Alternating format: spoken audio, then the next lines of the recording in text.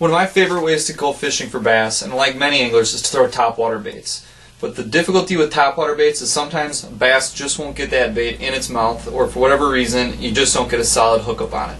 So I need to be ready for plan B, and that's to follow up on that missed topwater opportunity.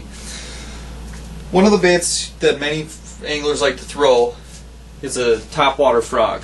Here's the new snag-proof Gunnersville frog. And like many anglers here in the Midwest, throwing a frog over matted vegetation and lily pads is a popular technique. But, as many anglers find out, fishing a frog in that vegetation, you don't always get the best hookup, and sometimes a bass misses your bait. So you need to be ready to go in after them.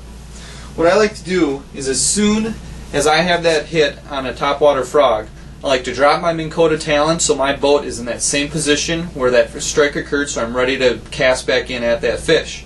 So once I'm in that same spot, I'll throw in a Texas rig punch, a punch rig, either with a, anywhere from a ½ ounce to an 1.5 ounce tungsten laser sharp weight, tied to a 4-rod troll car flipping hook, and on there you can use a variety of soft plastic baits.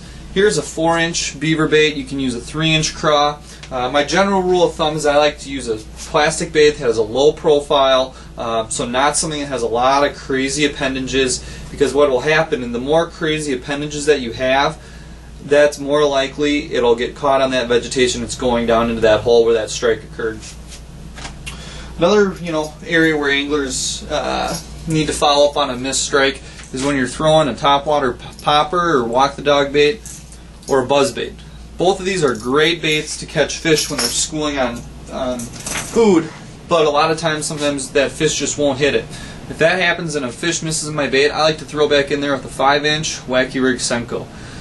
Here's a white one that, especially when those bass are feeding on shad and they miss your popper, throw back out there with the Wacky Rig Senko. As soon as it hits the water, it'll just start slowly going down on the side of that bait. Will just gently move.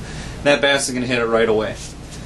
So, as you prepare for your next fishing outing when you're going to be throwing topwater baits, also have in mind plan B. That's going on the follow-up. Be ready to follow up after that missed strike or that missed opportunity, because more times than not, you'll be able to get that bass in the boat.